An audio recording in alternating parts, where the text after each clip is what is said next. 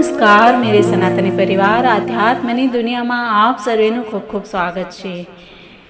योगेश्वर श्री कृष्ण शरणम मम। हम सब योगेश्वर श्री कृष्ण की शरण में है और उसी कड़ी में हम बाल कृष्ण से लेकर योगेश्वर श्री कृष्ण तक की यात्रा कर रहे हैं। और इसमें हमें देखा कि जब भी 1 साल के हमारे कान्हा जी हुए तो किस तरह से उत्सव मनाया और उसमें भी हमारे नटखट कन्हैया ने कैसे सभी को आकर्षित किया स्वयं की ओर।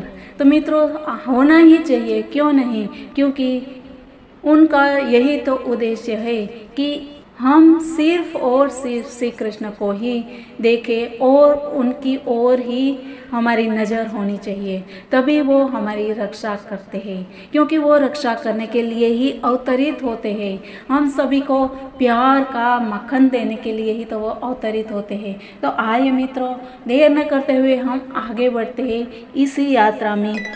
एक दिन इस उत्सव के तुरंत बाद जब माता यशोदा बालक को अपनी गोद में लेकर दुलार रही थी तो बालक बहुत भारी लगने लगा और वे उसे उठाने में असमर्थ अनुभव करने लगी। अतः माता यशोदा ने इच्छा न होते हुए भी उसे जमीन पर बिठा दिया। थोड़ी देर बाद वे गृह कार्य में व्यस्त हो गई। उसी समय कंस का एक भृत्य जिसका नाम तृणावर्त था, कंस के आदेश अनुसार बवंडर के रूप में वहां प्रकट हुआ। उसने बालक को अपने कंधे पर चढ़ा लिया और सारे वृंदावन के ऊपर एक भारी अंधड़ उत्पन्न कर दिया। फलस्वरूप सारे लोगों की आंखें धूल से भर गई और संपूर्ण वृंदावन क्षेत्र इतने गहन अंधकार से पूर्ण हो गया कि कोई किसी को देख नहीं सकता था। इस महान उत्पात के समय माता यशोदा को अपना बालक नहीं दिखाई पड़ा, क्योंकि उसे तो बवंडर उठा ले गया था। अतः वे अत्यंत आक्रंद करने लगी। वे पृथ्वी पर उसी प्रकार गिर पड़ी जिस प्रकार बछड़ा खो जाने पर गाय गिर पड़ती है। जब यशोदा इस तरह विलाप कर रही थी तो सारी ग्वालिनें तुरंत वहां आ गई और बालक की खोज करने लगी, किंतु वे बालक को नहीं पा सके। अतः निराश हो उठी। तृणावर्त दानव बालक कृष्ण को कंधे पर उठाकर आकाश में बहुत ऊपर चला गया था, किंतु बालक ने अपना भार इतना बढ़ा लिया कि सहसा वह और ऊपर नहीं जा सका। अतः दानव को अपना उत्पात बंद करना पड़ा। बालक कृष्ण ने अपना भार बढ़ाते हुए तृणावर्त की गर्दन पकड़ ली और वो भार से दबने लगा। तृणावर्त को लग रहा था कि यह बालक मानो विशाल पर्वत हो। वह उसके चंगुल से निकलने का प्रयास करने लगा, किंतु ऐसा नहीं कर पाया। उसने नेत्र गोलक बाहर निकल आए। वह चित्कार करता हुआ वृंदावन की भूमि पर गिर कर मर गया। यह असुर शिव जी के बाणों से बिंधा त्रिपुरासुर के ही समान गिर पड़ा। वह पथरीली भूमि पर गिरा था, अतः उसके अंग प्रत्यंग क्षत विक्षत हो गए और उसका शरीर समस्त वृंदावन वासियों को दिखाई देने लगा। जब गोपियों ने असुर को मरा हुआ तथा बालक कृष्ण को उसके शरीर के ऊपर प्रसन्नता पूर्वक खेलते देखा तो उन्होंने अत्यंत प्रेम पूर्वक उसे उठा लिया। सारे गोप तथा गोपिकाएं अपने प्राण प्रिय श्री कृष्ण को पाकर अत्यंत प्रमोदित हो गए। उस समय वे परस्पर बातें करने लगी कि यह कितने आश्चर्य की बात है कि यह असुर इस बालक को खा जाने के लिए लेकर भागा था, किंतु ऐसा नहीं कर पाया, उल्टे वह गिर कर मर गया।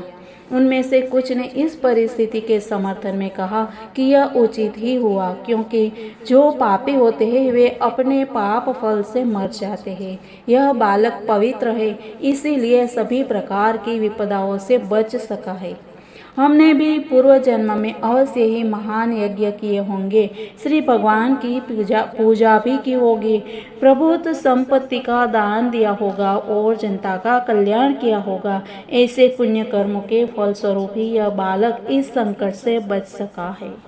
सभी गोपियां परस्पर कहने लगी कि पूर्व जन्म में हमने कैसी तपस्या की होगी, हमने अवश्य ही भगवान की पूजा की होगी, विविध प्रकार के यज्ञ किए होंगे, दान दिए होंगे और वट वृक्ष लगाने तथा कुएं खुदाने जैसे जन कल्याणकारी कार्य संपन्न किए होंगे, जिन पुण्य कर्मों के परिणाम स्वरूप हमें हमारा बालक वापस प्राप्त हो सका है, अन्यथा वह मर ही जाता था ना। अब वह अपने परिजनों को जीवन दान देने के लिए लौट आया है। ऐसी विचित्र घटनाएं देख देख कर नंद महाराज को वसुदेव के वचन पुनः पुनः याद आने लगे।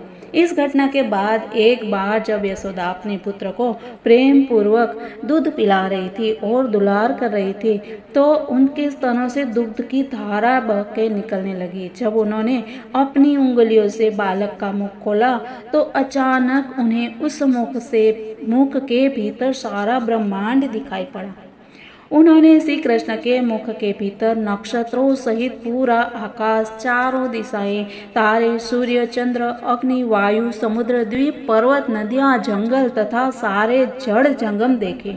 यह देखकर माता यशोदा का दिल धड़कने लगा और वे अपने आप ही बोले कि कितना विचित्र है यह कुछ भी व्यक्त न कर पाई। बस उन्होंने अपनी आंखें मूंद ली, विचित्र भावों में लीन हो गई। श्री कृष्ण द्वारा अपनी माता की गोद में लेटे रहकर अपने विराट रूप का प्रदर्शन यह सिद्ध करता है कि भगवान सदैव भगवान होते हैं, चाहे वे माँ की गोद में लेटे हो या कुरुक्षेत्र की भूमि में सारथी बने हो। इसमें निर्विशेषवादियों का यह मनगढ़ंत विचार कि मनुष्य ध्यान या किसी कृत्रिम कर्म द्वारा भगवान बन सकता है, झूठा सिद्ध हो जाता है। ईश्वर चाहे जिस भी दशा में रहे, ईश्वर रहते हैं और जीव सदा परमेश्वर के अंश रूप है। वे कभी भी भगवान के अकल्पनीय अलौकिक शक्ति की बराबरी नहीं कर सकते हैं। इसीलिए मित्रों, हम यही कहना चाहेंगे कि कभी भी किसी की भी बातों में ना आए। भक्त आखिर भक्त ही रहता है। भक्त की मूर्तियाँ रखने के बजाय परमेश्वर की मूर्ति रखनी चाहिए। और जो अच्छे और सच्चे और सात्विक भक्त होते हैं, वो कभी भी स्वयं की मूर्ति रखने के लिए कभी भी नहीं बोलते हैं। सब लोगों को यह थोड़ा सा ये ज्ञान होना चाहिए कि स्वयं भगवान है रक्षा करने वाले, तो एक मनुष्य के ऊपर क्यों इतना भरोसा करते हैं। क्योंकि भक्त जो है, सही भक्त संत विद्वान जो है, वो रास्ता बताते जरूर है, क्योंकि रास्ता वही बता सकते हैं। लेकिन संत ही रहते हैं। जैसे कि हम देखते हैं कि मीराबाई स्वयं कृष्ण में लीन हो गई, लेकिन कभी भी उन्होंने उनका मंदिर बनाने के लिए नहीं कहा है। इसी तरह भक्त नरसिंह मेहता हुए हैं और कई ऐसे भक्त हो गए हैं। तो मित्रों, यहाँ से यह सिद्ध होता है कि भगवान ही होते हैं और अंधविश्वास में आकर किसी बाबा के चक्कर में ना पड़े और अपनी भक्ति अपने प्रभु अपने परमेश्वर पे श्रद्धा रखनी बहुत ही ज़रूरी है। और तो तभी सनातन धर्म की रक्षा हो पाएगी और संस्कृति की भी रक्षा हो पाएगी। तो मित्रों, मिलते हैं कल की बातों में। तब तक के लिए सबको जय हिंद, वंदे मातरम, भारत माता की जय।